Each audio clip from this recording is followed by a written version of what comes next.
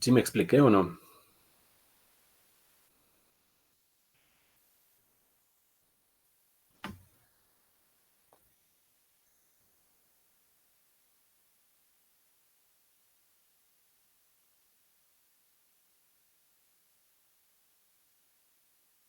Otra pregunta con respecto a la radionovela es, ¿me Ajá. puede preguntar cuánto tiempo tiene que durar? A ver, déjenme ver.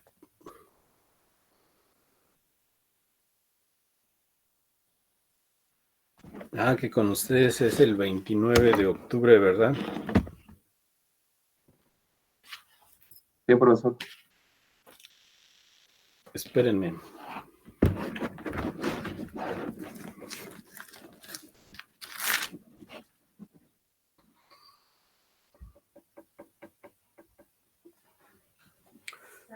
Y es que el 29 de octubre solamente tenemos una hora.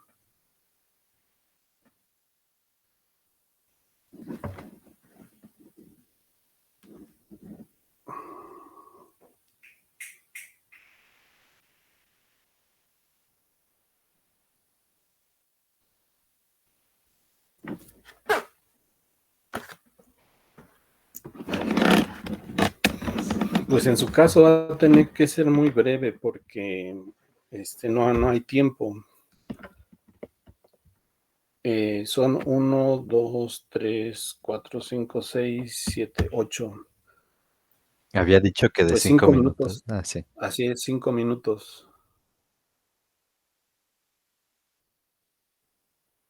Sí, en el caso de otras secuencias, porque todavía tenemos tiempo, pues pudimos haber empleado más tiempo. Pero en su caso va a ser pues una historia muy breve de 5 minutos. Claro, no hay problema, profesor. Gracias. ¿Mandé? Gracias. Quedó claro. Ok. Bueno. Entonces vamos a continuar con la exposición que tenemos pendiente para avanzar con el siguiente tema, por favor. Sí, profe. Permítame.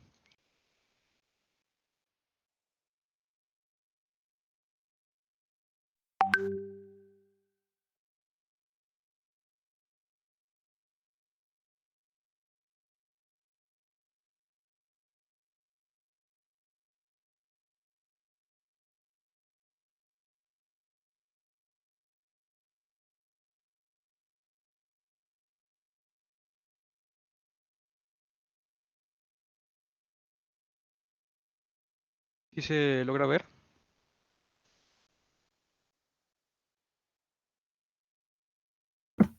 Sí, sí se ve. Ok, perfecto.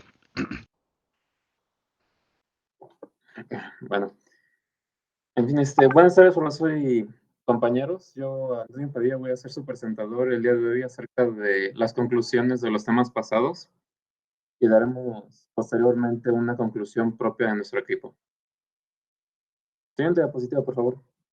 La importancia de los grupos. Bueno, ya es bien sabido por todos que los seres humanos somos sociables por naturaleza y que a pesar de que ahora se ha normalizado el estar solo no es tan eficiente como es comparado vivir rodeado de otras personas. Sin embargo, aunque hoy en día podemos definir a los grupos de distintas maneras, siempre mantienen el mismo concepto, el cual consiste en la unión e interacción de varias personas para poder tener y cumplir un objetivo en común. Y es que estos grupos poseen características y propiedades las cuales los hacen únicos. Siguiente diapositiva, por favor. Dentro de esas características hay principalmente tres roles, los cuales llegan a cumplir la mayoría de las necesidades. Por ejemplo, están los roles de la tarea en equipo, del grupo, que se hacen más que nada para poder coordinar los esfuerzos y poder redirigirlos en una sola dirección para lograr así el fin. La constitución y mantenimiento del grupo, que es, creo yo, uno de los roles más difícil, ya que se tiene que tener como decir, una habilidad para poder mantenerlo, regularlo y asimismo fortalecerlo para sacar lo mejor de cada uno de los individuos. Y aunado a esto, tenemos el rol individual, que creo yo es el más infravalorado de todos, ya que parte de la individualidad conforma los cimientos de todo equipo bien estructurado y bien organizado. Siguiente, por favor. Aspectos fundamentales del equipo, definición y disciplina de trabajo. Normalmente, las definiciones de equipo y grupo algunas veces llegan a interrelacionarse, pero principalmente el equipo se le toma como una de las fuerzas más eficientes que puede haber. Y es que su integración se conforma principalmente por las habilidades únicas de cada individuo y cómo esas llegan a complementarse entre sí. Pero aunado a esto, siempre llega a tener una que otra consecuencia, como por ejemplo, una mala administración, una mala integración, ya sea por parte de los propios integrantes del equipo, si no llega a haber una cooperación entre ellos, llega a fallar bastante, y eso se va acrecentando conforme va creciendo el grupo. Siguiente, por favor. Aquí quiero recalcar principalmente el tema de la individualidad, que aunque no lo parezca, aunque los equipos llegan a tener una estructura interna fuerte, individualmente las amenazas externas, creo yo, son de las mayores amenazas que puede llegar a tener. Siguiente, por favor. Ahora, de tipos de grupo y equipo. Bueno, eso ya lo habíamos hablado con anterioridad. La diferencia más marcada que hay entre un grupo y un equipo es que el equipo ya tiene predeterminadas a ciertas personas y habilidades para llegar a hacer determinada tarea que cumpla el objetivo común del equipo. Y es que normalmente el equipo siempre se lleva esta idea de tripulación, este equipo laboral, que se ve mucho en las empresas, en instituciones, en organizaciones, cuyas funciones sí están muy determinadas y con tareas que son bastante claras y bastante específicas. Y es que el grupo además se nota más al grupo por la capacidad que tiene para adquirir miembro tras miembro también y miembro sin, sin alterar, por así decirlo, su funcionalidad. Siguiente, por favor. Ahora, ascendiendo por la curva del desempeño individual al desempeño en equipo. Los equipos que normalmente comparten un objetivo en común y tienen roles claros y llegan a trabajar juntos para eliminar los obstáculos, normalmente son de los equipos más eficientes que se pueden encontrar. Se observa en la parte superior de la diapositiva. Esas son de las prácticas que debe de tener cualquier equipo, cualquiera. Debe tener un objetivo común, su rol claro, trabajar en equipo, experimentar y aprender juntos. Y sobre todo, ser eficientes a la hora de resolver problemas. Creo que eso es lo más difícil que puede acrecentar en algún equipo. Ahora, siguiente, por favor. Ahora, los líderes de equipo, ellos son creo yo, la parte más fundamental de toda organización, de toda institución. Un líder que tenga sus ideas claras y que sepa aplicar los aprendizajes que adquiere junto con sus experiencias, considero yo que es más capaz de llevar un equipo a su éxito que uno que no está especialmente enfocado en esto. Y es que principalmente un líder se caracteriza más por el liderazgo, que es una función que depende fuertemente de su capacidad para comunicarse junto con la de ser la motivación de ellos. Básicamente la funcionalidad del liderazgo es mantener unido al equipo y asimismo hacerlo más eficiente. Siguiente, por favor. Ahora, nosotros como conclusión final queremos hacer que, bueno, ya saben todos, el ser humano es un ser social por naturaleza que se encuentra rodeado de cualquier otro tipo de seres, los cuales llegan a conformar nuestra propia identidad, ya sea, llámese por nuestro trabajo, nuestra cultura, nuestra familia, son parte de nuestra entidad. Y es que de la misma manera, en algunas ocasiones, y sobre todo lo podemos ver en el trabajo, nos vemos las necesidades de compartir ciertas afinidades que tenemos nosotros con respecto a nuestras actividades y así cumplir nuestras metas y objetivos. Normalmente no se van a ver, no sea un programador con alguien de diseño, a no ser que sea totalmente necesario. Lo que sí, bueno, ya con esto concluimos, profesor.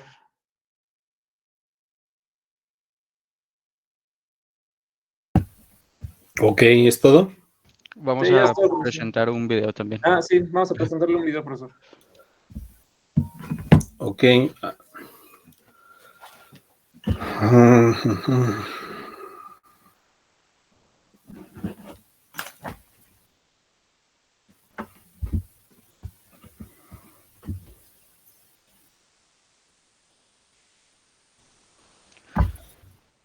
¿Me pueden decir si se escucha, por favor? No, no se escucha. Tienes que compartir por ventana, bro. Ah, ok, ya. Pero permítame. Digo, por pestaña. Ah, va. A ver.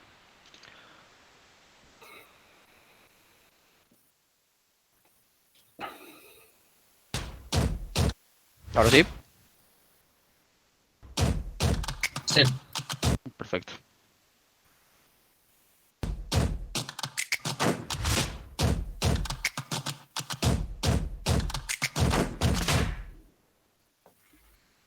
Hola, estás en el canal de Alejandro Néstor sobre teoría social, pensamiento político y cuestiones de actualidad. El vídeo que vas a ver a continuación forma parte de unas grabaciones de hace un tiempo, allá por el año 2018, para unas clases de sociología impartida a alumnos universitarios de primer año.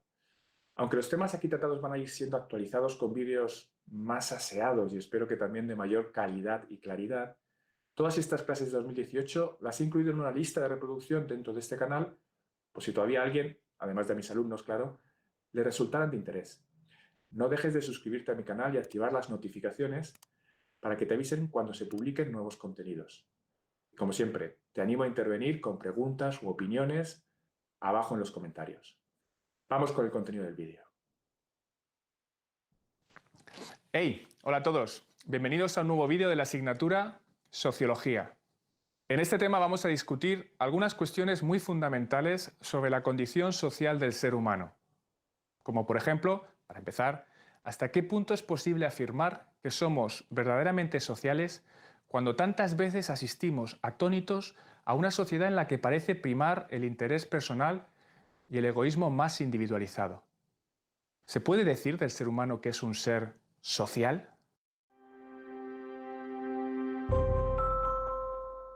Vivimos en sociedad, de eso no hay duda. El mundo humano es un mundo que ha construido grandes asentamientos que reúnen en las sociedades contemporáneas a millones y millones de personas, todos unidos en una comunidad política y en una ciudadanía con derechos y obligaciones semejantes para todos. Sí, vivimos muy juntos unos de otros, aunque ni siquiera lleguemos a saber el nombre del chico que nos ha vendido el pan o la vecina del quinto piso.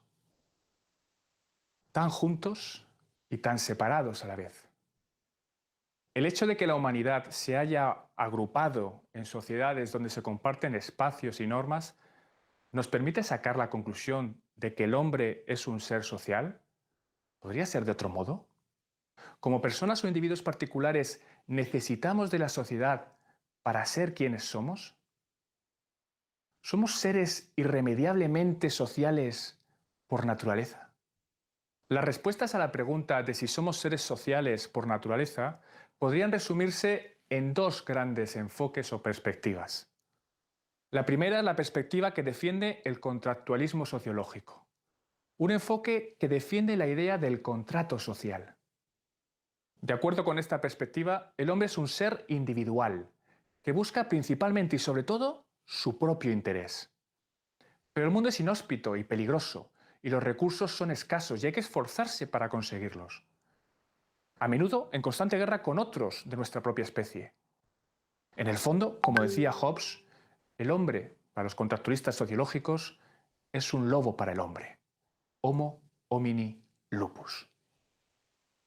En esta búsqueda del propio beneficio y la propia prevalencia, el hombre se hace consciente de que le conviene, también para su propia supervivencia, unirse y aliarse con otros para tener mejores posibilidades de obtener lo que necesita y a lo que aspira según su propia perspectiva individual. Y de ese interés individual surge la sociedad, la unión con otros por un sentido utilitario, como medio para satisfacer más eficazmente mis propios intereses.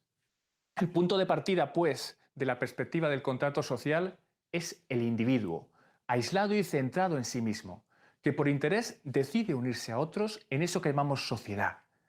Se trata de un enfoque que encierra una visión antropológica del ser humano como un ser aislado, sin relaciones constitutivas con otros. La sociedad y la vida con otros es una decisión adoptada por propio interés, no una situación previa. Frente a esta perspectiva individualista, se sitúa el enfoque de la sociabilidad natural del ser humano. En este caso, el ser humano es concebido como un ser social por naturaleza, como un animal político, el zoon politikon en términos de Aristóteles, un ser indisolublemente unido a otros. El ser humano vive en sociedad desde que nace, y es en esa sociedad en la que emerge su individualidad, su identidad personal. El individuo no puede explicarse como algo previo o al margen del contexto social en el que nace y se desarrolla.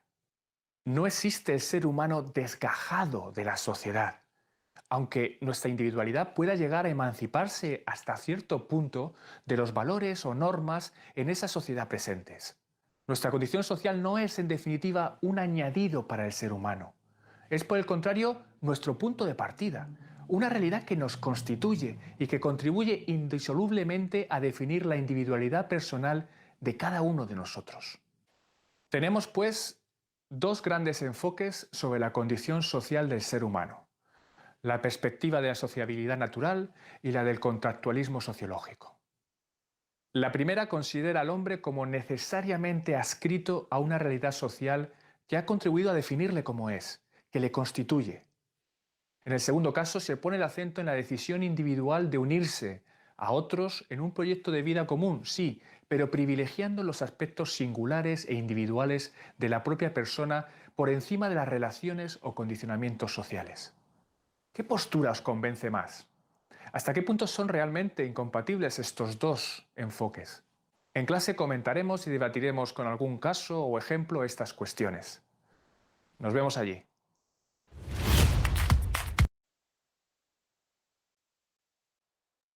Y ahora sí, eso fue todo por nuestra parte.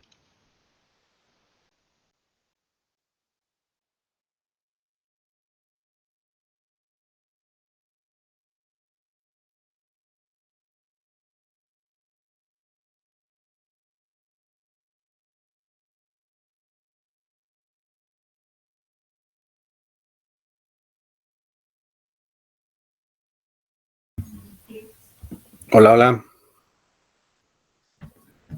Hola, profe. Creo que se perdió mi conexión. Ah, no vio el video.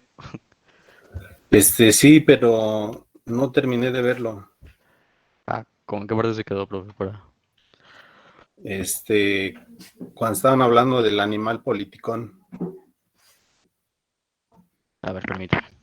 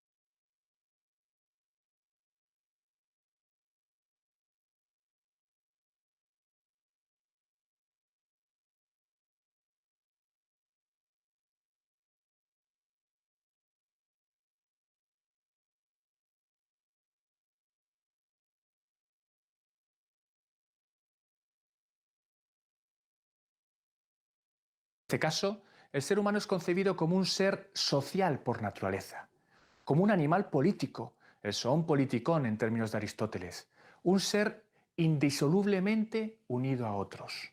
El ser humano vive en sociedad desde que nace, y es en esa sociedad en la que emerge su individualidad, su identidad personal. El individuo no puede explicarse como algo previo o al margen del contexto social en el que nace y se desarrolla. No existe el ser humano desgajado de la sociedad, aunque nuestra individualidad pueda llegar a emanciparse hasta cierto punto de los valores o normas en esa sociedad presentes. Nuestra condición social no es, en definitiva, un añadido para el ser humano.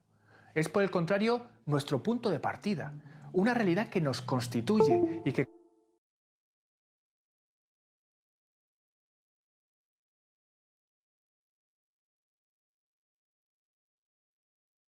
la tensión social del ser humano, la perspectiva de la sociabilidad natural y la del contractualismo sociológico. La primera considera al hombre como necesariamente adscrito a una realidad social que ha contribuido a definirle como es, que le constituye. En el segundo caso se pone el acento en la decisión individual de unirse a otros en un proyecto de vida común, sí,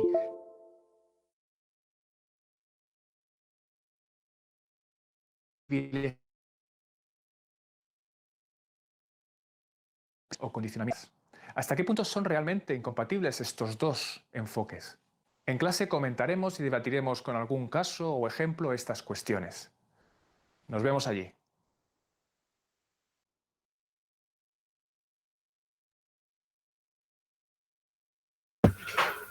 Ok, pues bueno, esa última parte no la había visto. El video es un video sociológico, un enfoque sociológico interesante, pero finalmente es algo sociológico. Y me llama la atención de su exposición que solamente escuché la voz de una persona. Son 4 personas y solamente escuché la voz de una persona. ¿Por qué? Sí, profesor. Es que lo que pasa es que acortamos tanto los temas que realmente no se nos hizo relevante incluir a más personas para describir todo. Creemos que fue más deficiente que lo expusiera una sola persona. Ok. Pero, si mal no recuerdo, les había pedido que prepararan muy bien su exposición, ya que ustedes tenían la responsabilidad de, pues, de retomar los elementos más importantes de cada tema expuesto, e inclusive, puedes cubrir esta parte que no se expuso también. Hubo 2 equipos que no expusieron la clasificación de los roles, por ejemplo, y aspectos fundamentales del equipo. Esas 2 exposiciones faltaron. Y bueno, yo les había pedido que pues retomaran estos aspectos para su exposición. Sí, la verdad es que se nos fue la onda, profesor. La verdad lo queremos hacer corto para no hacer tanta pérdida de tiempo. Pérdida de tiempo, ok. Sí, es que como ya llevamos varias clases, pensamos que usted ya quería poner otra cosa y pues preferimos mejor acelerar las cosas.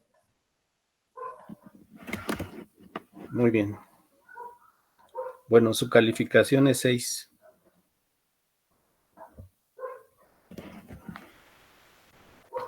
Sí, profe. Gracias. Sí, ¿de qué? Bueno, pues vamos a continuar con el siguiente tema, pero antes de continuar con este tema, quiero comentarles 2 situaciones. La primera es en relación a la radionovela. Me estoy viendo efectivamente un poquito presionado por el tiempo, así es, porque pues las cosas no se dieron como estaba planeado, entonces pues he tenido que hacer algunos ajustes, algunas modificaciones respecto al plan, al programa. Y entonces quiero proponerles lo siguiente. La idea es que ustedes, al igual que otras secuencias, hicieran el mismo trabajo y me parece que 5 minutos para su radionovela es muy poco tiempo, es algo muy, muy corto. Entonces, lo que podemos hacer es que les dé un poco más de tiempo y en lugar de que la presenten el viernes, este viernes, pues les podría dar un poco más de tiempo y la podrían presentar el miércoles 3 de noviembre. Yo sé que no tengo clase con ustedes, pero lo que pueden hacer es grabarla y la mandan la suben al grupo de WhatsApp. Esa es una propuesta. Pero si ustedes me dicen, no, continuamos con la fecha que nos dio del 29 y nos acotamos a los 5 minutos, bueno, pues también, entonces podemos elegir esa alternativa también. Esa es la primera cuestión. Entonces, no sé qué elijan. Pues, si usted me permite, bueno, no sé mis compañeros, claro, hay que escuchar la opinión de todos ellos también. Podría ser hasta una buena idea presentarlo así para darle un poco más de presentación. No sé cómo lo ven mis compañeros, igual, un poco más, si es como una radionovela, pues siendo en vivo, pues realmente me imagino que la dinámica era prender las cámaras y leer la historia, ¿no, profesor? No necesariamente, podría ser con cámara apagada, porque pues es en el formato de radio, ¿no? Entonces, realmente en el radio nunca veíamos a los personajes, nunca veíamos a los actores de la radionovela, simplemente escuchábamos sus voces y los efectos de fondo, entonces podía ser con cámara apagada. Ok, bueno, igual, bueno, no es necesariamente así, pero usted está sugiriendo esto que para el miércoles y sería una mejor presentación, o sea, un corto donde se presente esta Sí, historia. y ahí sería un programa grabado, no sería en vivo y en directo. Ustedes se grabarían y esa grabación la tendrían que subir al WhatsApp, al grupo de WhatsApp. Profesor. Bueno, el miércoles no tengo clase con ustedes, pero el lunes sí teníamos, pero es feriado. Entonces, pues sería cuestión de que la subieran. Pero igual sería solo el audio, ¿no? Editado y así. O sea, sin que saliéramos a cuadro. Sí, así es, solo el audio. Ah, perfecto. Ok. Y ahí también podemos hacer lo mismo que, disculpe, lo mismo que, por ejemplo, lo que hicimos con el comercial, ponernos un poco de nuestra creatividad o lo que se nos ocurra, ahí sí es libre. Sí, por supuesto. De hecho, eso es lo que les estoy pidiendo, que sean creativos. Y más o menos igual como cuánto duraría, profesor. Ahí duraría entre 10 y 15 minutos.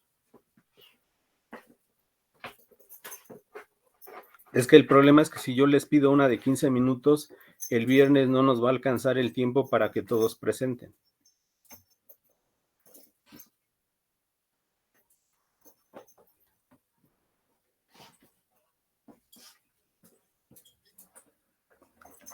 A ver, vamos a hacer una votación, ¿les parece? Por equipo. ¿Tú de qué equipo eres, Octavio? Yo soy del equipo Flaming Hot. ¿Flaming Hot? Ok. Bueno, ¿están de acuerdo tus compañeros en presentarla grabada el 3 de noviembre en WhatsApp?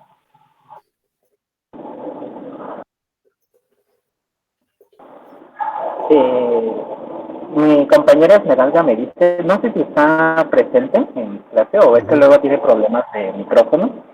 Me dice que sí, que ella está de acuerdo. Esmeralda.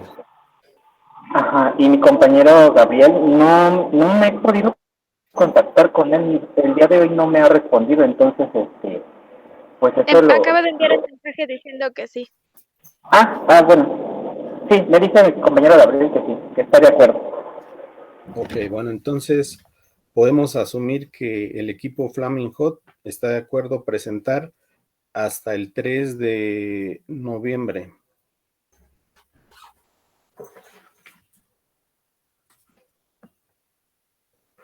Ok, el equipo de Furry, Al 100, profe, de acuerdo. de acuerdo, el 3 de noviembre. Dinamita, 29 de octubre o 3 de noviembre. 3 de noviembre. 3 de noviembre. Psiconautas, 29 de octubre o 3 de noviembre.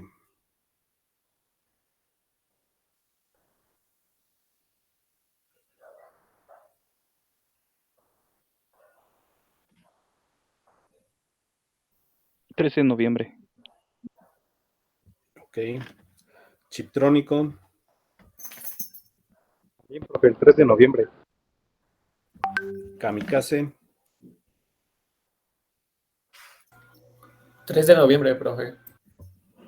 ok. Nopalitos,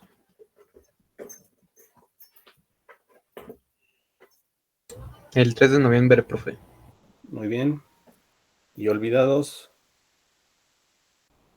Para el 3 de noviembre, profesor. ok. Pues por mayoría entonces para el 3 de noviembre, radionovela de 10 a 15 minutos, grabada, y la suben al grupo de WhatsApp, por favor.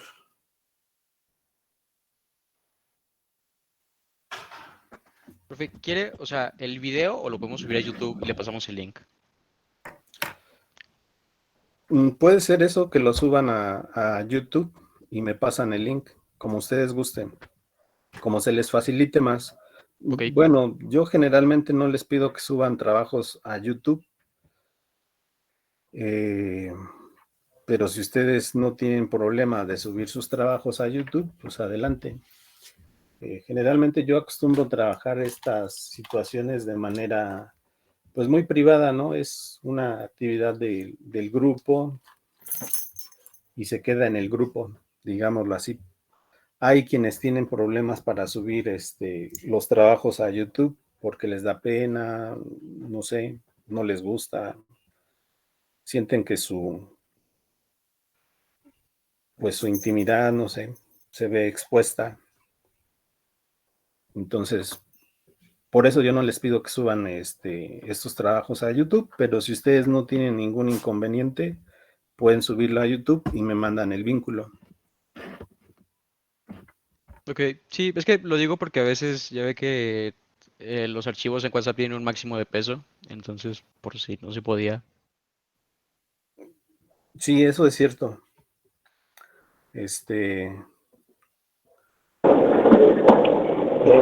Profesor, también Dime. podremos usar sería Drive para darle un enlace.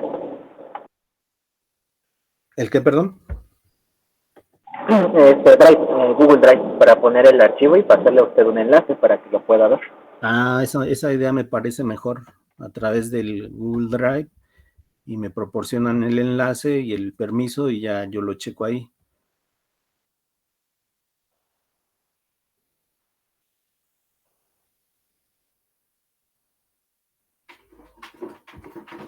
Esa me parece mejor opción. Y por cierto, cuando suban su actividad en el Classroom, si pueden subir el vínculo o solamente el archivo del guión, con eso es suficiente, ¿eh? No necesito el audio en el Classroom. Lo que pasa es que mi correo ya, como lo he estado utilizando para mis clases, pues ya se me saturó de información y entonces ya tengo poco espacio de almacenamiento. Entonces ahorita, si ustedes solamente me presentan el guión por escrito en Classroom, para mí estaría excelente porque así es menos peso. Ya estoy limpiando mi correo, pero aún así me falta todavía recuperar mucho espacio. Entonces en el Classroom le subimos el guión y por un link de Google Drive le subimos el audio, ¿verdad? Ándale, así es, por favor. Perfecto. Sí, está bien, profesor. Para el 3 de noviembre, ¿verdad? Sí, para el 3 de noviembre. Sí, está bien. Ok, gracias. Y bueno, la última situación que quiero comentarles, ahorita vamos a iniciar un tema que es el tema de liderazgo en general, pero nos vamos a enfocar en lo que es el liderazgo situacional de Hershey y Blanchard. Entonces, de esta lectura que voy a poner en Classroom, ustedes solo me van a entregar un cuadro sinóptico de liderazgo situacional. Es todo lo que me tienen que entregar. Tienen que reunir toda la información de liderazgo situacional, por ejemplo, las dimensiones, los estilos, los tipos de madurez y el tipo de liderazgo a aplicar en cada situación, y eso me lo ponen en un cuadro sinóptico. En realidad el cuadro es para ustedes, no es para mí. La idea es que pues manejen la información de liderazgo situacional y que en un momento dado puedan aplicarlo. ¿Sí?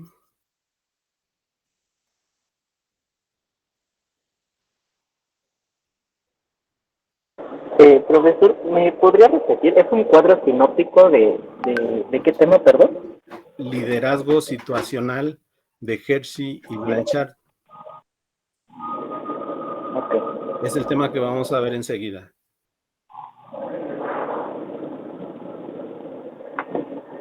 ¿Y para cuándo sería este cuadro?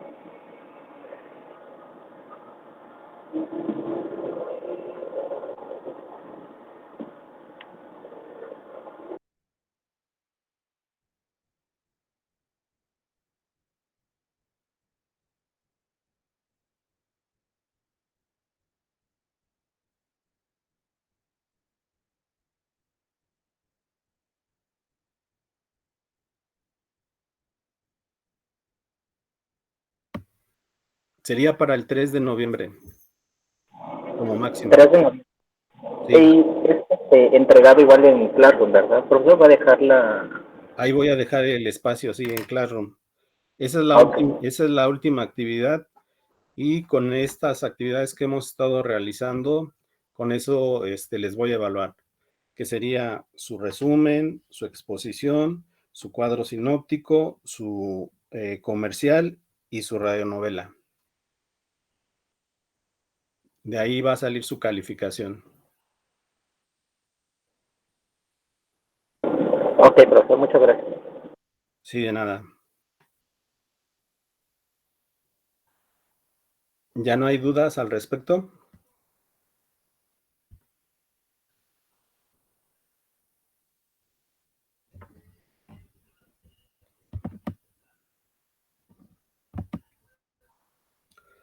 Bueno, pues entonces vamos a iniciar con el tema de hoy, que es liderazgo.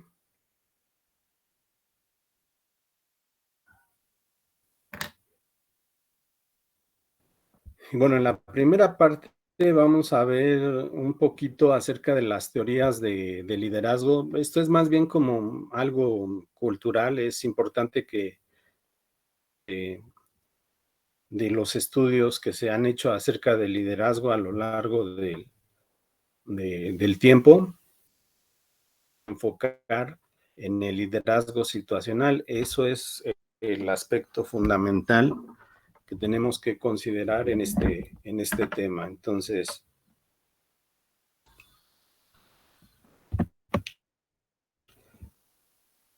vamos a empezar. Ahí están viendo mi presentación, ¿verdad? Sí, profesor. Sí, profesor. Ok. Bueno, se me faltó comentarles que el viernes no nos vamos a ver. Ese día tenía clase con ustedes, pero dado que optaron por la segunda opción, el viernes pueden usarlo para reunirse con sus compañeros y ponerse de acuerdo respecto a su trabajo,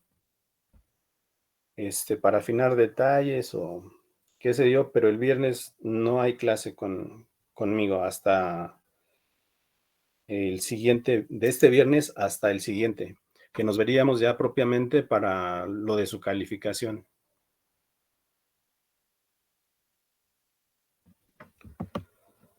Liderazgo. Pues comenzamos con una definición amplia de liderazgo. Hay muchas definiciones de liderazgo. Pues hay tantas definiciones como autores han hablado del tema. Sin embargo, nos vamos a ocupar de esta que me parece que es muy conveniente para nuestros propósitos. Aquí nos dice que el liderazgo es la habilidad para influir en un grupo y lograr la realización de metas.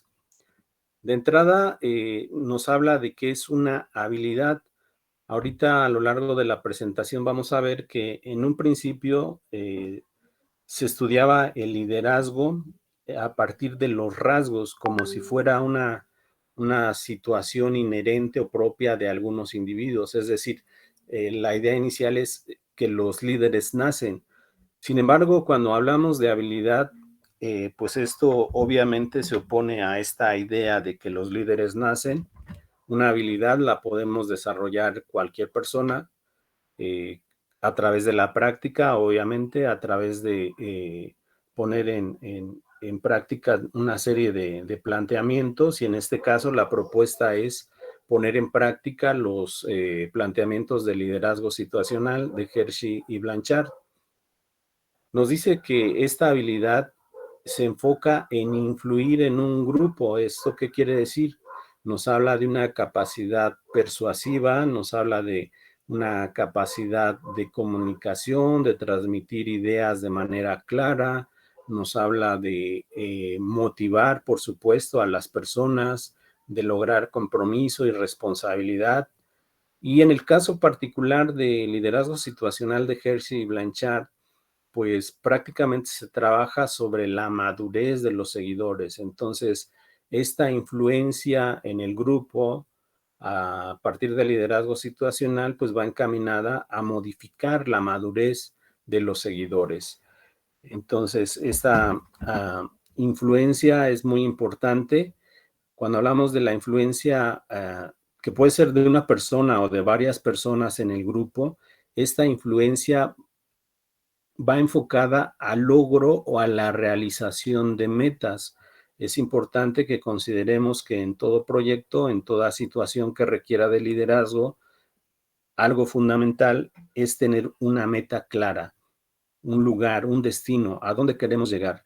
Si no tenemos eso claro, pues es muy difícil pues movernos en esa dirección. De ahí la importancia, y algo que es destacable muchas veces en los líderes es esa visión, es esa capacidad que tienen para muchas veces anticiparse a situaciones, prever posibles problemas, dificultades para llegar a una meta. Y también, pues, muchas veces es esa visión clara que tienen de a dónde quieren llegar, cómo quieren llegar, con quién quieren llegar, etcétera. Entonces, me parece que esta definición de liderazgo retoma los aspectos esenciales de lo que sería nuestro objeto de estudio. La habilidad para influir en un grupo y lograr la realización de metas. Bueno, ustedes han hecho 2 actividades en equipo y pues bueno, ahí los resultados dependerán en el segundo trabajo de la claridad con que tengan para llegar a una meta particular. A veces esa claridad de propósitos, muchas veces nosotros la podemos ver en la misión o en la visión de lo mismo que en los valores de una empresa, ¿no? Esto es algo que tienen que tener bien claro los integrantes de un grupo. Y bueno, por ejemplo, en el caso de la radionovela, pues la meta puede ser pues generar o crear una radionovela de calidad que impacte a los radioescuchas, etcétera. Es un ejemplo nada más. Entonces, mientras nosotros tengamos claro a dónde queremos llegar, pues es más fácil que el equipo se mueva en esa dirección. Es como cuando queremos viajar. Pues es importante tener claro un destino, es importante tener en claro los medios de que disponemos, es importante tener en cuenta el tiempo en el que es favorable o conveniente hacer el viaje, etcétera. Si nosotros no sabemos a dónde queremos ir, pues efectivamente podemos viajar, pero es un viaje sin rumbo, ¿no? Es un poquito como a la aventura, es irnos moviendo, pues un poquito quizás como las hojas son llevadas por el viento, pero en este caso estamos hablando de movernos con un sentido, con una dirección, con un propósito. Y es algo que ocurre muchas veces en el mundo laboral, ¿no? O sea, no se espera que las personas se muevan erráticamente, sino que cumplan con ciertos propósitos.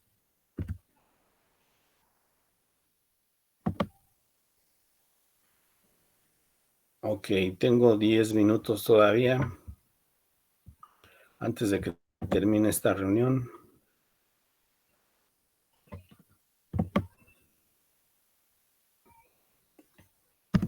Bien, pues les decía que a lo largo del tiempo ha habido distintos intentos por comprender el tema del liderazgo. Las primeras teorías que van a surgir en torno al liderazgo son las teorías de los rasgos. Estas buscaban determinar aquellos rasgos universales de personalidad que los líderes tenían en mayor medida que los no líderes. La búsqueda de atributos de personalidad sociales, físicos o intelectuales que pueden describir a los líderes de los no líderes se remonta a los años 30, es decir, a 1930, estaríamos hablando del siglo XX, y a las investigaciones efectuadas por los psicólogos en ese terreno. 6 rasgos en los que los líderes tienden a diferenciarse de los no líderes. Resultado de estas investigaciones, pues son la ambición y energía. Es algo, pues que cuando nosotros estudiamos a los líderes nos podemos dar cuenta que los líderes generalmente son personas con cierto nivel energético, con cierta ambición. A los líderes generalmente les gusta ser líderes, tienen ese deseo de dirigir. Y pues bueno, la energía del líder es importante porque pues es un trabajo muy desgastante, muy demandante. Las personas que fungen con ese papel pues saben que tienen que estar al pendiente de varias situaciones. La honradez e integridad es otro de los aspectos importantes que tiene que ver con la percepción que las personas tienen acerca de su líder. Pudiera sonar un poquito contradictorio porque si pensamos, por ejemplo, en los grupos delincuenciales, por ejemplo, en las mafias, en este tipo de grupos que se asocian y se organizan para delinquir, pues pudiéramos pensar que no existe honradez e integridad. Sin embargo, como ya estudiamos en clases pasadas, vemos que los grupos generalmente tienen reglas, tienen normas, tienen estatutos y los grupos que se dedican a delinquir de manera organizada, pues no son la excepción, también tienen códigos, tienen normas que muchas veces tienen que ver con esos contratos psicológicos que se establecen desde un primer momento y que, bueno, a los cuales se apegan, ¿no? Es decir, por ejemplo, el robar a la propia organización, a la organización delictiva, pues muchas veces es castigado, ¿no? Por los propios criminales, aun cuando ellos se dediquen a robar, ¿no? Entonces, aún dentro de estas organizaciones criminales, pues existen códigos. El deseo de dirigir, la honradez, la confianza en sí mismo es otro de las características de personalidad del líder. Generalmente son personas muy seguras de sí mismas, con una adecuada autoestima que les permite confiar en sus capacidades. Son personas inteligentes y con conocimientos adecuados para sus puestos. Esto es muy importante considerar los conocimientos adecuados. Vamos a ver en el liderazgo situacional de Hershey y Blanchard que el tipo de liderazgo a implementar depende de la situación precisa que se dé. Entonces, pues una persona puede ser muy buen líder en cierto ámbito, pero en otro no necesariamente. Entonces, a esto se refiere con los conocimientos adecuados para sus puestos. Tenemos en segundo lugar un segundo grupo de teorías que serían las teorías del comportamiento. La incapacidad para encontrar oro en las minas de los rasgos llevó a los investigadores a observar el comportamiento que mostraban líderes específicos. ¿Qué quiere decir esto? Tanto las teorías de los rasgos como las teorías del comportamiento son considerados arranques falsos. Esto quiere decir que estas explicaciones, porque una teoría finalmente es una explicación que nos dan acerca de un fenómeno, no fueron lo suficientemente claras como para comprender el fenómeno en su totalidad. Entonces, inicialmente se creía que los líderes nacen, después hay como un cambio de visión y entonces empiezan a interesar los psicólogos en estudiar ya no las características de personalidad, sino los comportamientos específicos que los líderes mostraban. Se preguntaban si había algo peculiar en la forma como se comportaban los líderes eficaces. Trataron de identificar estos comportamientos para que, bueno, la idea era los identificamos y luego entonces pues podemos generar un programa de capacitación, por llamarle así, en el cual podamos adiestrar a las personas a ser líderes eficaces. En el primer planteamiento, en las teorías de los rasgos, se piensa que el líder nace. En el segundo planteamiento, las teorías del comportamiento, se piensa o la premisa es que los líderes se hacen, los líderes se forjan. Entonces, esto pues inicialmente tenía muchas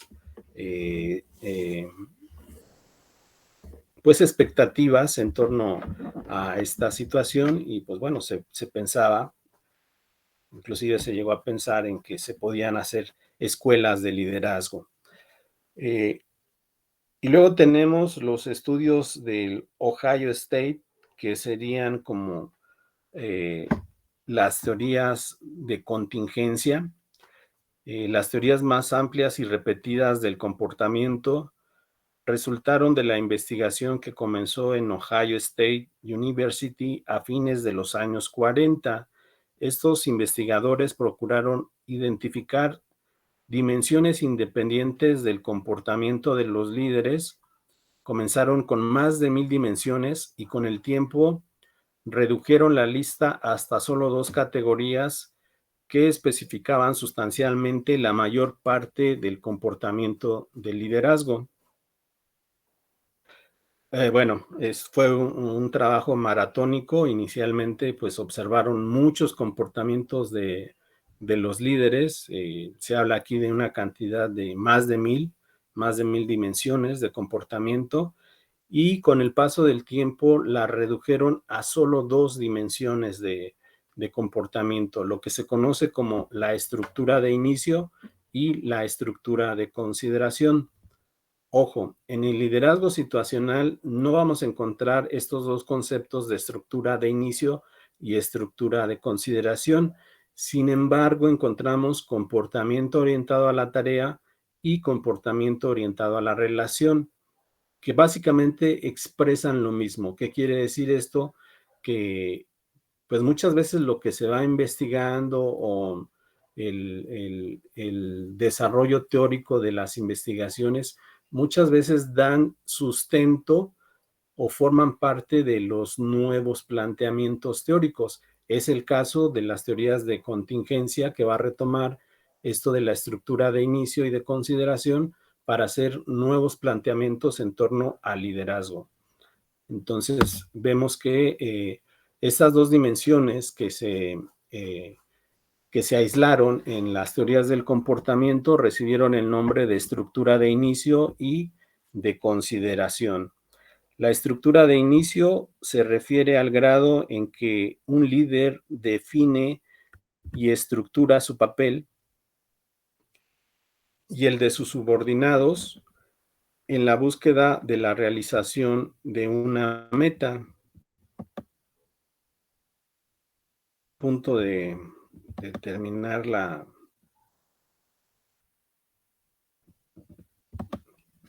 reunión. Bueno, esto de la estructura de inicio.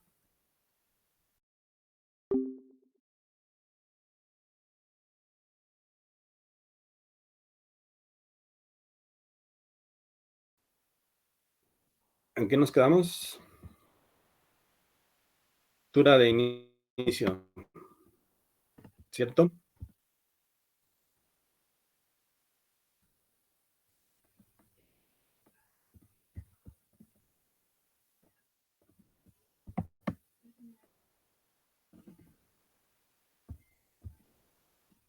¿Sí nos quedamos en estructura de inicio o no? Sí, profe. Ok.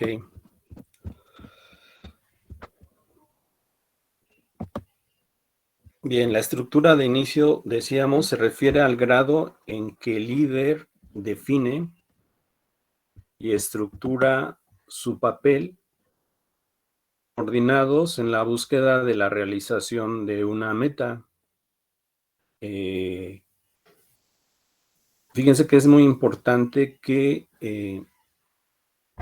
valoremos este aspecto que tiene que ver con el comportamiento específico del líder hacia la tarea. Incluye el comportamiento que procura organizar el trabajo, las relaciones en él y las metas.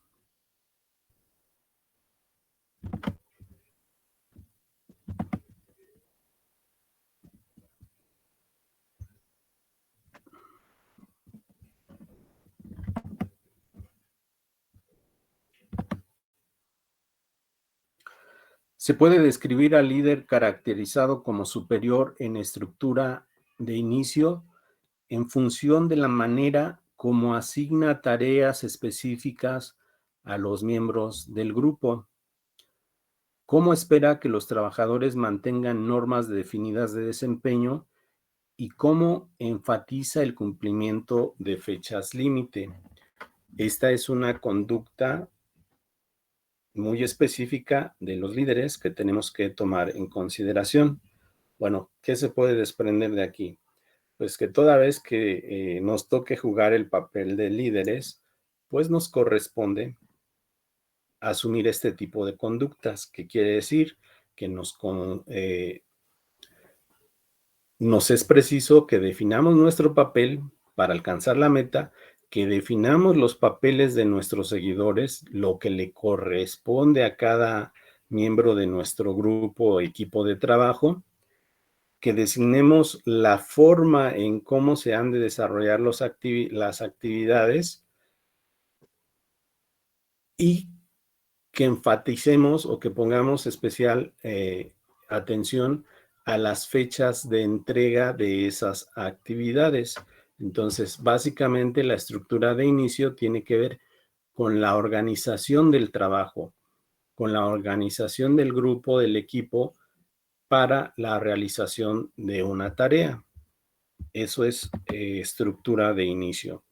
Y por otro lado, tenemos la estructura de consideración, que es el grado en el cual es probable que una persona tenga relaciones de trabajo que se caractericen por una confianza mutua, un respeto para las ideas de sus subordinados y una preocupación por sus sentimientos.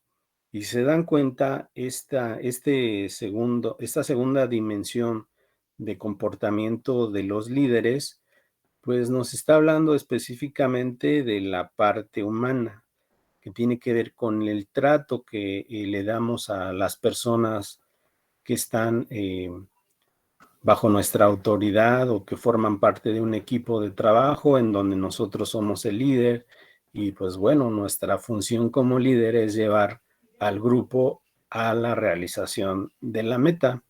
Por ejemplo, la situación de confianza, pues es una situación psicológica, ¿no? Por ejemplo, en la relación con nuestros padres, generalmente hay una confianza producto de esa relación y nos permite confiar en ellos.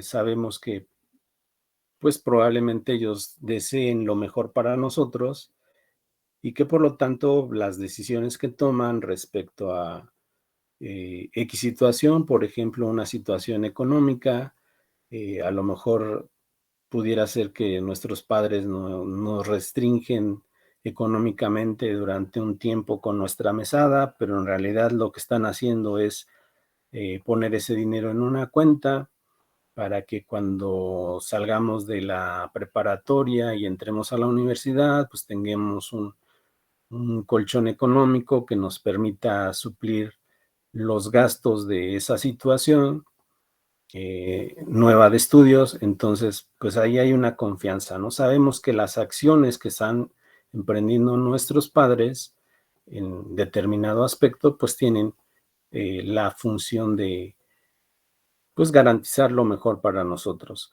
De la misma manera, en el ambiente laboral debe de existir esa confianza entre el líder y sus subordinados, que no es otra cosa más que el resultado de la relación. Las personas confían o dejan de confiar dependiendo de si las personas cubren o no cubren sus expectativas. Entonces, aquí pues es un aspecto relacional. Hay personas, por ejemplo, que pues apenas las ve uno y le generan a uno mucha desconfianza, ¿no? Por los estereotipos, por los prejuicios que tenemos de pronto acerca de las personas o de los grupos étnicos. Y pues bueno, eso muchas veces pudiera ser una resistencia al trabajo, ¿no? Pudiéramos considerar que eso pudiera afectar el rendimiento de nuestro equipo de trabajo. Por ejemplo, en nuestra cultura, que tiene una marcada influencia de la cultura anglosajona, tendemos y de los europeos, por cierto, también tendemos a considerar que las personas de raza blanca, delgadas, de cabello claro, ojos claros, etcétera, como que tienen cierto estatus, ¿no? Cierto nivel. Por el contrario, las personas chaparritas, morenitas, gorditas, pues tienen como que otra valoración social, ¿no? No estoy diciendo ni que esté bien ni que esté mal, simplemente estoy hablando de algo que existe y que se da en nuestra sociedad y que para muchos de nosotros puede representar un problema a la hora de formar equipos de trabajo, porque, por ejemplo, si te toca trabajar con un equipo o un grupo de trabajo donde la mayoría, por ejemplo, son blancos, delgados, de cabello claro, estudiaron en universidades particulares y de pronto pues tú llegas y eres chaparrito, eres bajito, morenito y demás, pues eso representa una falta de confianza por un estereotipo que se ha generado en nuestra sociedad. Es muy probable que las personas pues muestren rechazo, ¿no? Y sobre todo cuando llegamos, por ejemplo, a ocupar puestos de liderazgo, ¿no? Entonces vemos que ahí pues tendríamos que manejar eso desde el aspecto psicológico y pues romper precisamente ese modelo, esa creencia que se tiene respecto a la valoración de ciertos tipos fisonómicos de la persona. Entonces, estaríamos hablando de aspectos relacionales, de confianza. Si se dan cuenta, pues es importante que tengamos conocimientos de nuestra área, sí, desde luego, Pero también es importante que nosotros pues juguemos un poquito el papel de psicólogos, ¿no? Porque al final del día de lo que se trata es precisamente del cambio de conductas, de actitudes, de comportamientos, de la influencia que podemos tener sobre un grupo de personas para la realización de una meta. Entonces, de entrada les digo, para los que les han vendido la idea de que la psicología no sirve para nada, pues bueno, y si la compraron, pues allá ustedes, pero yo creo que en las situaciones reales, pues eso va a ser una diferencia, ¿no? Aquellos que realmente estén interesados en el comportamiento de las personas con las que van a trabajar y se interesen en cambiar actitudes, en motivar a las personas, en generar una situación de confianza, de lealtad, de compromiso, pues bueno, probablemente vayan en el camino correcto hacia pues el logro de metas, que finalmente en el trabajo es lo que importa, ¿no? A mí, por ejemplo, si yo fuera empresario, a mí no me importa tanto si el que me da a ganar más utilidades es blanco o rubio, o tiene los ojos verdes, o es chaparrito, o es amarillo, o es...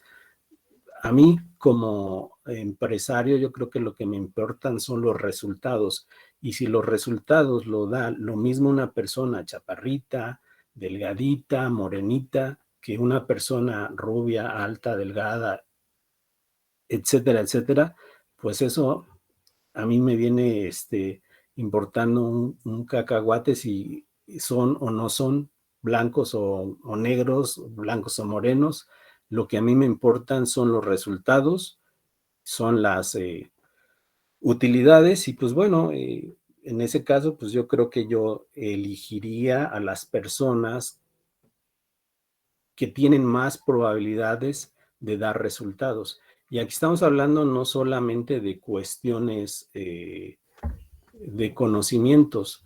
Fíjense, por ejemplo, que es muy común que las empresas, por ejemplo, prefieran a egresados que vienen de universidades particulares y no de las públicas para ocupar puestos de mandos medios o de gerencias. Y hay una relación en torno a esa situación que tiene que ver muchas veces con la formación que tienen esas personas. Investiguen un poquito y vean, por ejemplo, la importancia que le dan a este tipo de asignaturas, por ejemplo, en el TEC de Monterrey, ¿no? Que es una escuela que, desde mi perspectiva, es una escuela creada para hijos de empresarios que probablemente heredarán los negocios de la familia, y etcétera, etcétera. Y vean la importancia que le dan a este tipo de asignaturas, y vean también la importancia que muchas veces le dan a este tipo de asignaturas en escuelas públicas, ¿no?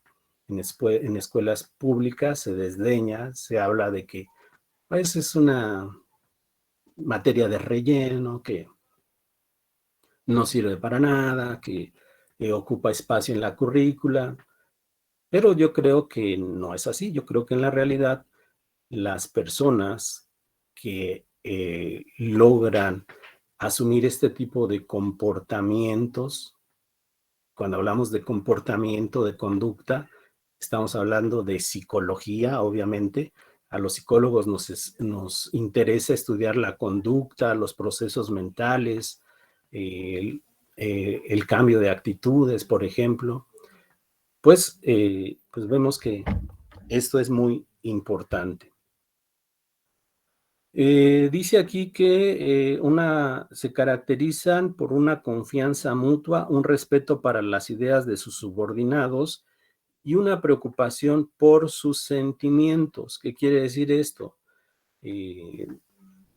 Muchas veces los líderes están en ese puesto o ocupan ese papel no solamente porque son capaces de llevar a un grupo a cumplir una meta, sino porque también están al pendiente de las personas que forman parte de su equipo, es decir, velan tanto por el cumplimiento de la meta como también velan porque las condiciones de sus subordinados sean las adecuadas para cumplir esa meta. Y en ocasiones esto requiere pues de apoyo socioemocional.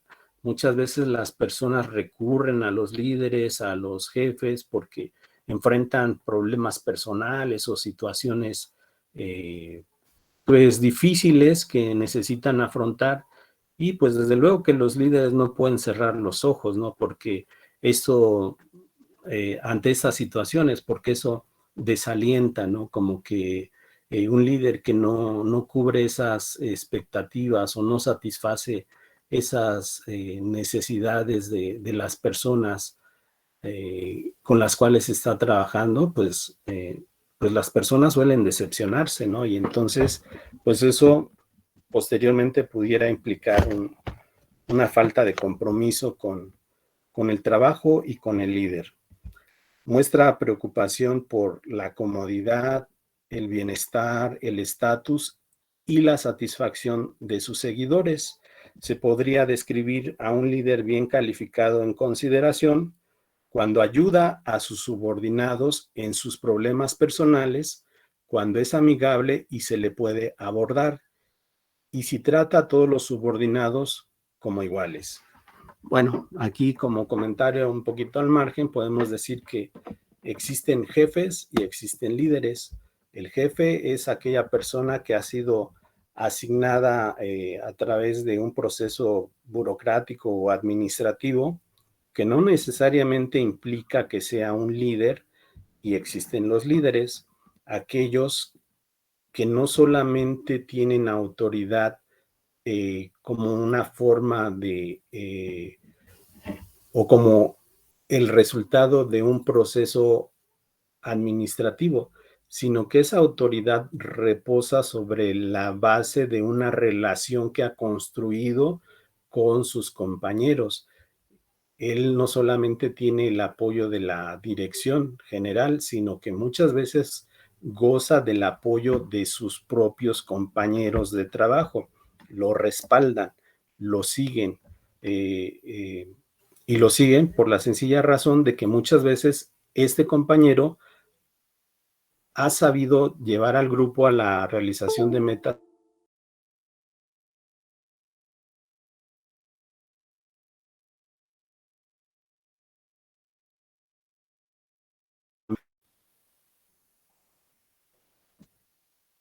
Sí, profesor. Ok. Teorías de contingencia.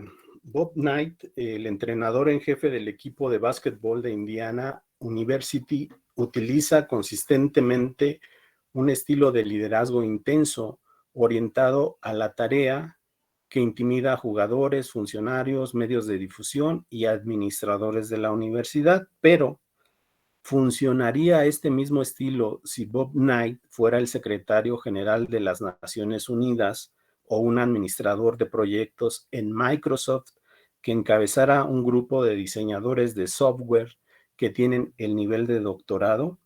Lo más probable es que no. Y es esta situación a la que me refería cuando hablamos de las teorías de contingencia. Toman en cuenta las características que tiene el grupo para el ejercicio de un liderazgo satisfactorio. Entonces vemos que un grupo de básquetbol, por ejemplo, tiene ciertas características que probablemente no tienen nada que ver con un grupo de diseñadores de software. Son otras características, es otra mentalidad, es otro terreno.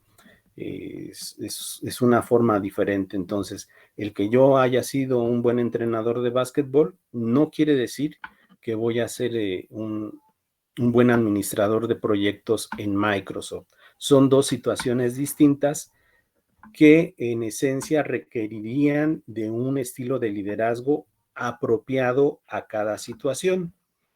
Esa es la base del planteamiento del liderazgo situacional de Hershey y Blanchard. El modelo tridimensional de liderazgo situacional de Hershey y Blanchard entra dentro de este grupo de teorías de contingencia. un antecedente de liderazgo situacional o algo que complementa esta parte son las investigaciones hechas por Levin, Lippitt y White en relación a los climas de los grupos.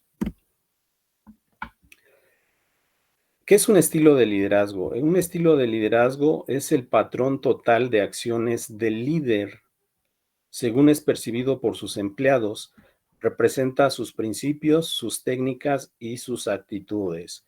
Bueno, Levin, Lippitt y White hicieron investigaciones acerca de la atmósfera de grupo y de esas investigaciones resultaron conceptos como liderazgo democrático o participativo, liderazgo autocrático y liderazgo laissez-faire.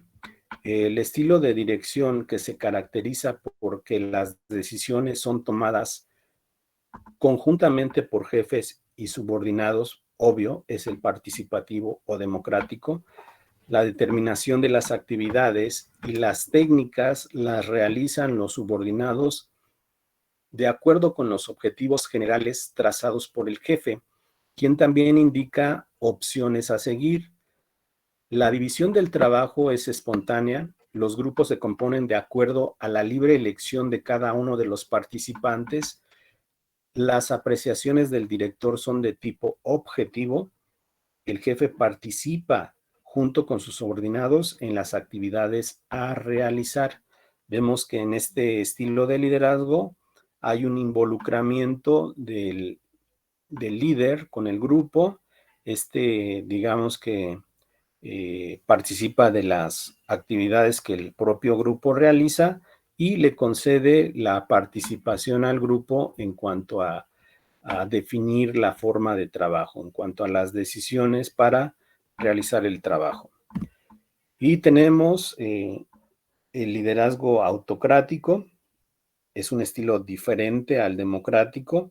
Es un estilo que se caracteriza porque el líder toma las decisiones personalmente. Aquí no consulta al grupo, sino que el líder las toma de manera unilateral, que determina las actividades y las técnicas a seguir, asigna las tareas a realizar por cada uno de los subordinados, decide la composición de los grupos de trabajo, hace apreciaciones de tipo personal y no participa en las actividades del grupo.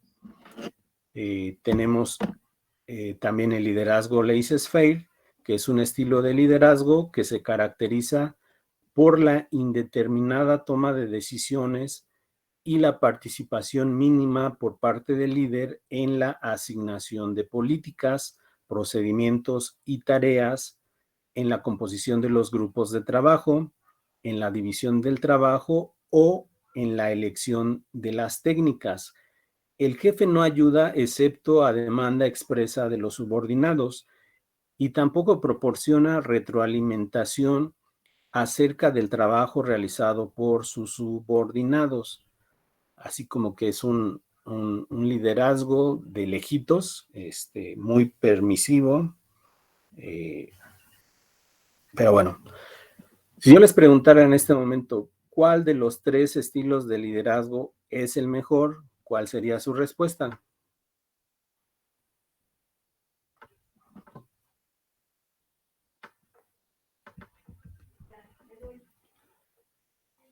¿Es el mejor el democrático? ¿Es el mejor el autocrático? ¿O es mejor el laissez-faire?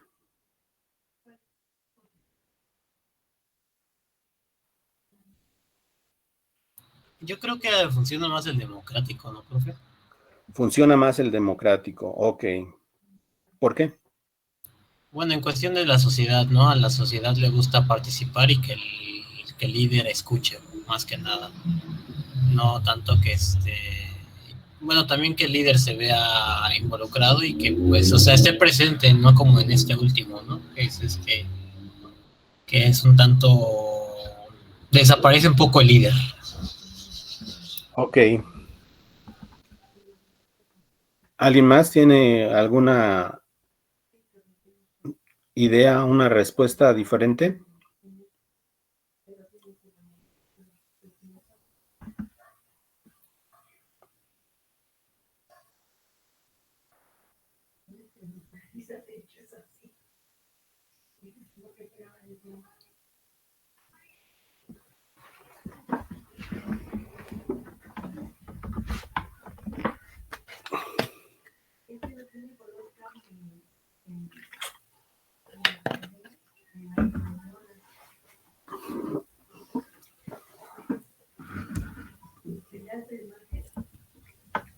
Ok, pues bueno, les voy a decir que la respuesta a esa pregunta es, como dice un refrán, dependiendo el sapo, es, ¿qué?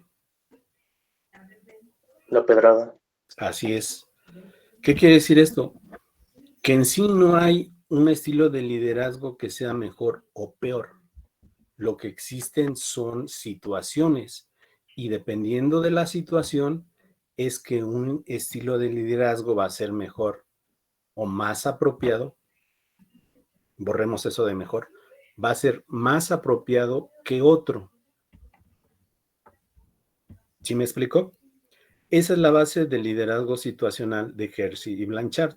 Este liderazgo va a plantear no 3 estilos de liderazgo, va a plantear 4 estilos de liderazgo y la aplicación de cada uno de estos estilos de liderazgo va a depender del tipo de grupo que se enfrente o que se tenga. ¿Dudas hasta aquí?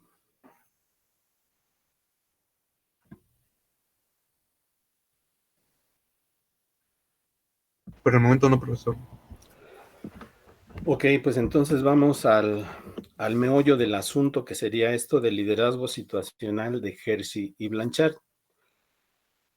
Uno de los modelos de liderazgo más conocido y utilizado por directivos es el liderazgo situacional de Hersey y Blanchard. Este modelo define 4 estilos de liderazgo, que son dirigir, persuadir, participar y delegar, sobre una cuadrícula que combina 2 dimensiones. Ok, si se dan cuenta, les pedí un cuadro sinóptico y podemos poner, por ejemplo, liderazgo situacional de Hersey y Blanchard. Abrimos una llave enorme y luego ponemos estilos de liderazgo. Enseguida abrimos otra llave y ponemos los 4 estilos: dirigir, persuadir, participar y delegar. ¿Correcto? Sí les transmití la idea, la imagen mental de las llaves y del tema.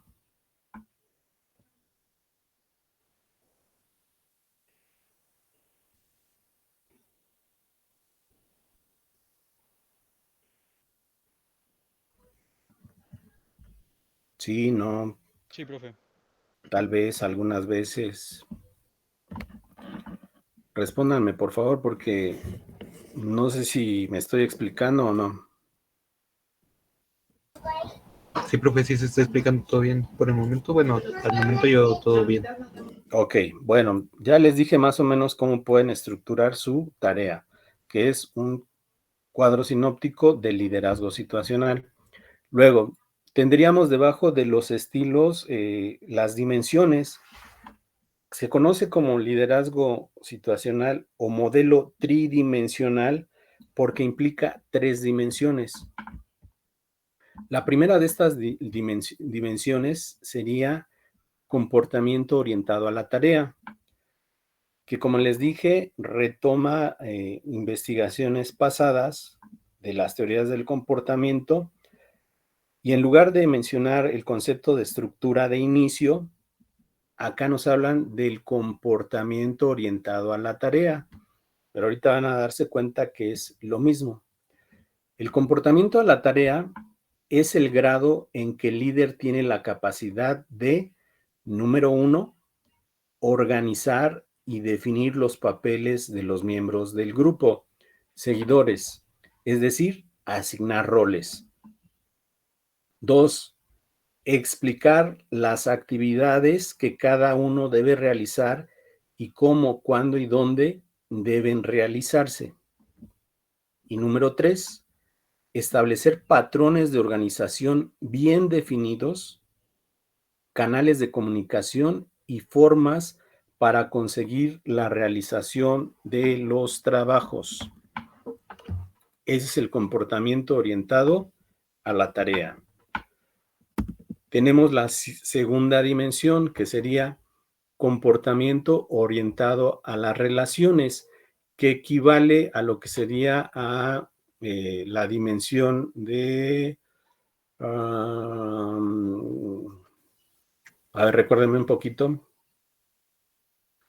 Estructura de inicio, estructura de consideración.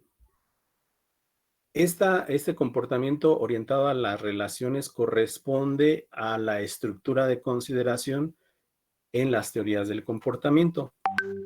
El comportamiento orientado a las relaciones es el grado en que el líder está capacitado para mantener relaciones personales entre él y los miembros de su grupo, seguidores, abriendo canales de comunicación y proporcionando apoyo socioemocional que faciliten el trabajo.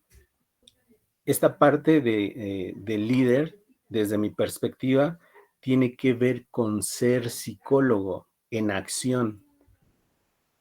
Sí, porque el líder en esta parte está orientado en el comportamiento de sus colaboradores o seguidores y, desde luego, tiene la función y responsabilidad de proporcionar apoyo socioemocional. Entonces, un buen líder, por añadidura, es un buen psicólogo. ¿Sí me explico? El liderazgo situacional se basa en la interacción de estas dos dimensiones y una tercera que actúa como factor situacional. La tercera dimensión es la madurez de los seguidores. No se niega la existencia de otros factores situacionales, pero se pone el énfasis en los subordinados o seguidores, ya que estos son, en definitiva, los que aceptarán o no al líder y aún más los que determinarán el poder personal que el líder pueda alcanzar. Bueno, esta última parte es muy importante, la madurez de los seguidores. La madurez va a determinar el tipo de grupo con el cual vamos a trabajar.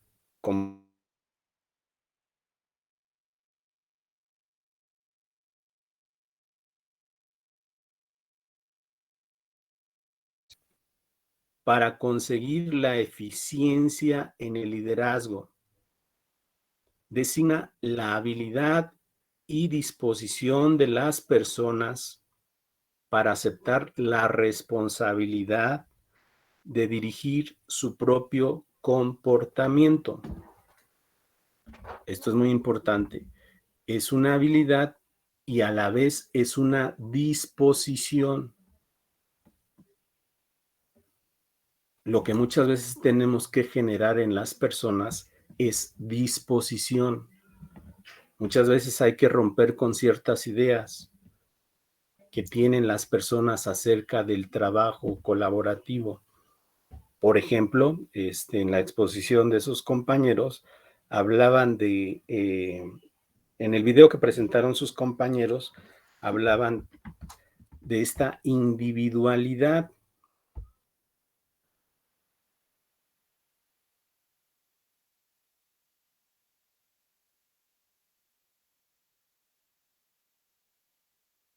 Refiriendo a personas que se ocupan única y exclusivamente de sí mismos. Una persona egoísta es una persona que no quiere compartir, es una persona que solo está interesada en sí misma, que los demás le importan un cacahuate y si él está bien, pues que arda Troya. Entonces, muchas veces tenemos que romper con estas ideas egocéntricas, individualistas. La madurez técnica se refiere a la capacidad, esto es, al nivel de experiencia, conocimientos y habilidades que un individuo aporta al desempeño de una tarea determinada. Un individuo tiene madurez técnica cuando posee suficiente conocimiento, nivel de entendimiento o comprensión que posee el subordinado sobre una tarea determinada. Pensemos, por ejemplo, en una persona que sabe operar un torno. Tiene ese conocimiento del torno y su funcionamiento. Lo sabe operar, lo sabe manejar perfectamente. Experiencia es la frecuencia con la que el subordinado ha realizado anteriormente la tarea de que se trate.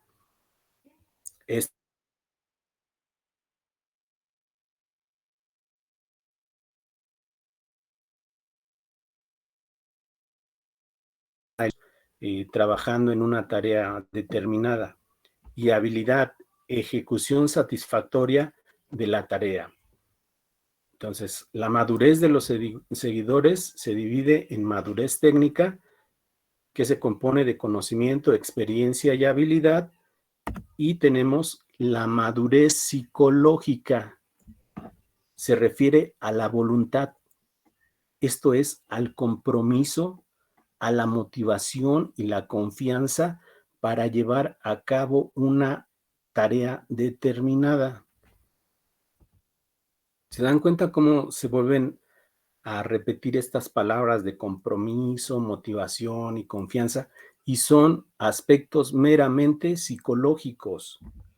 Un individuo posee madurez psicológica cuando tiene en grado suficiente compromiso, grado de dedicación del subordinado a la realización.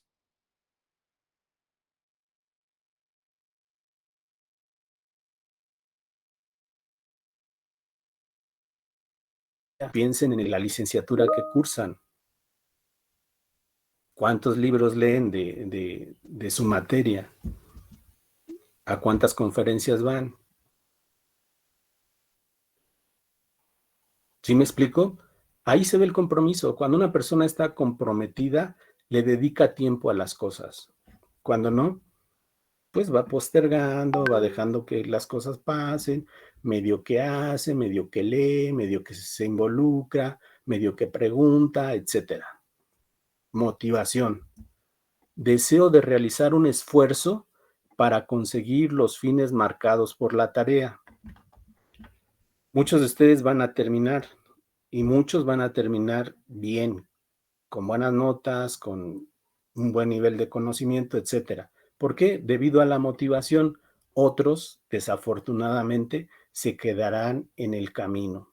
Su deseo no es tan intenso como para llevarlos hasta el final.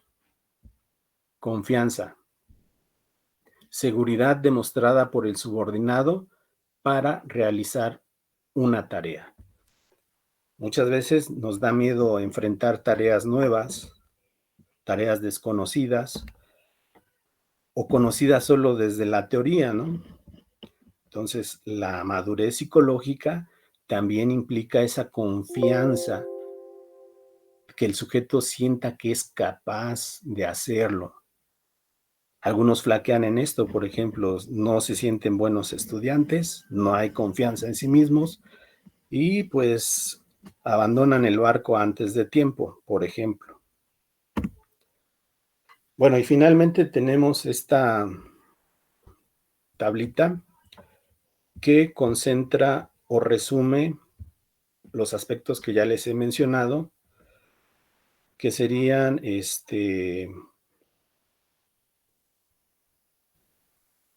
la correspondencia entre estilos de liderazgo y nivel de madurez. Antes de que se me vayan, ya notaron su asistencia, ¿verdad? Ya, profesor. ¿Todos ya notaron?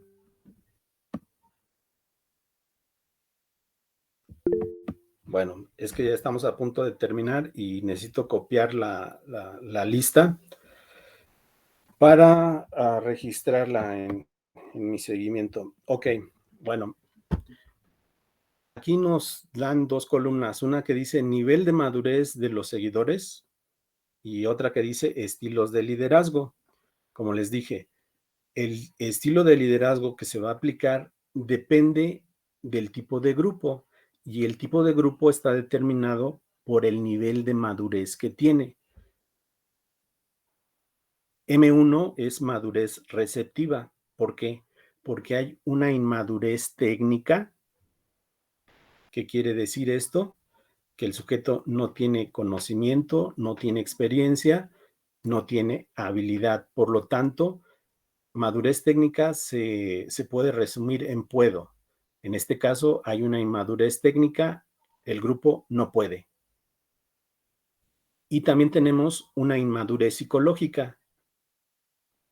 La madurez psicológica se refiere al compromiso, a la motivación y a la confianza para realizar una tarea. Y se resume en una palabra, quiero. En este caso, el grupo no quiere. O sea, tenemos un grupo y tenemos una tarea específica que realizar, tenemos una meta y el grupo no puede y no quiere. Así están las cosas con el grupo. ¿Qué es lo que debemos de hacer? Dirigir. Vamos a poner especial atención en el comportamiento de tarea. Nos vamos a enfocar en la tarea. Como no tiene madurez técnica, pues nos vamos a ocupar de que la tenga, de que tenga conocimiento, de que tenga experiencia y que tenga habilidad para realizar la tarea. Eso es lo básico, fundamental. En este momento dejamos un poquito de lado el comportamiento de relación. El jefe da instrucciones específicas y vigila de cerca a sus subordinados para que cumplan con la tarea específica que se les ha encomendado. ¿Sí queda claro hasta aquí?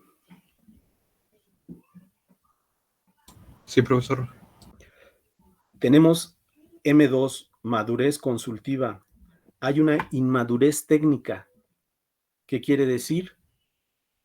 Que no puede, el grupo no puede, pero hay una madurez psicológica. ¿Qué quiere decir? Que el grupo sí quiere. A diferencia del anterior, ¿no? Que no podía y no quería. En este sí quiere, pero no puede. Entonces, el estilo a aplicar es persuadir. El comportamiento de tarea es alto y el comportamiento de relación también es alto. ¿Por qué? Porque en este caso no debemos de perder esa motivación, ese compromiso, esa confianza que el grupo ya tiene. Entonces, no hay que descuidar los aspectos relacionales. Hay que procurar que el grupo no se nos desanime, porque a lo mejor le cuesta mucho trabajo realizar la tarea, porque nunca lo ha hecho, porque no le gusta, en fin, hay que cuidar tanto la tarea como la relación. El jefe explica sus decisiones y da oportunidad a sus subordinados de aclarar detalles. Luego tenemos el siguiente caso, un grupo con madurez 3 o participativa. El grupo tiene madurez técnica. ¿Qué quiere decir? Que puede. Es decir, tiene conocimientos, tiene experiencia y tiene habilidad, pero ¿qué creen? Tiene una inmadurez psicológica. Como hay muchos grupos que tienen inmadurez psicológica. ¿Qué quiere decir? Que no quieren, sencillamente. No sé, yo a veces pienso en estos grupos de trabajo donde la gente ya lleva pues bastantes años en su puesto, que ya se la sabe de pe a pa, con los ojos cerrados, casi hace la tarea, pero pues llega un joven nuevo, con ideas nuevas y dice, ay, ¿a poco tú me vas a venir a enseñar? Pues no, o sea, y hazle como quieras, pero no lo hago, sí sé, pero no quiero. Hay una inmadurez psicológica, no hay ni motivación. Muchas veces es producto de ese desgaste de los años de trabajo. las personas con el paso del tiempo ya no se sienten igual de motivadas para realizar las mismas actividades, no hay tanto compromiso como cuando entraron. Y no hay confianza en la persona, por ejemplo, ¿no? Lo ven como, pues, está muy chavo, está pollo, no sabe. Entonces, el estilo a aplicar es participar. El comportamiento de tarea es bajo, no hay que enseñarles nada, ya lo saben hacer, tienen conocimiento, experiencia y habilidad, pero el comportamiento de relación es alto. El jefe comparte ideas con sus subordinados y les deja participar en las decisiones. Muchas veces a estos grupos se les puede llegar por esa parte, aprovechar todo ese conocimiento, esa habilidad y experiencia que tienen. ¿Y cómo lo hacemos? Pues permitiéndoles participar de las tomas de decisiones o en las propuestas de trabajo, en la organización del mismo, involucrarlos propiamente, dejarlos participar. Y finalmente tenemos M4, que sería una madurez autosuficiente. Hay una madurez técnica y hay una madurez psicológica. El grupo quiere y el grupo puede. Este es el grupo ideal. Y el estilo de liderazgo a aplicar es delegar responsabilidades. Hay una plena confianza en que el grupo puede y quiere hacer las cosas. Por lo tanto, no hay que estar encima de él como en el E1, dirigir. Simplemente hay que dejarlos que ellos trabajen, sí estar ahí, sí mostrar el apoyo, muchas veces es apoyo moral, básicamente, pero que se requiere en un momento dado.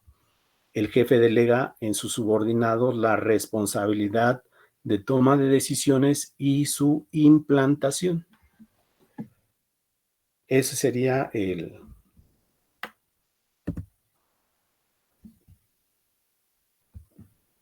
resumen de lo que sería el liderazgo situacional de Hershey y Blanchard. ¿Dudas o comentarios hasta aquí?